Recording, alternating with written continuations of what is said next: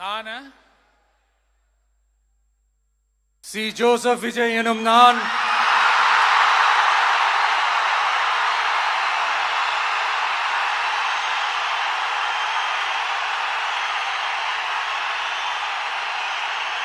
சட்டப்படி அமைக்கப்பெற்ற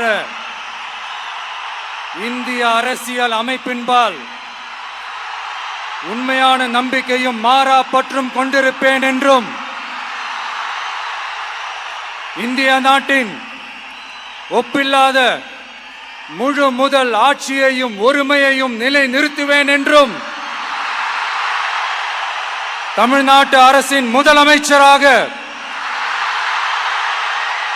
உண்மையாகவும் உளச்சான்றின்படியும் என் கடமைகளை நிறைவேற்றுவேன் என்றும் அரசியல் அமைப்பிற்கும் சட்டத்திற்கும் இணங்க அச்சமும் ஒருதலை சார்பும் இன்றி விருப்பு வெறுப்பை விலக்கி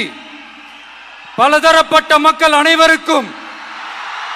நேர்மையானதை செய்வேன் என்றும் ஆண்டவன் மீது ஆணையிட்டு உறுதிமொழிகிறேன்.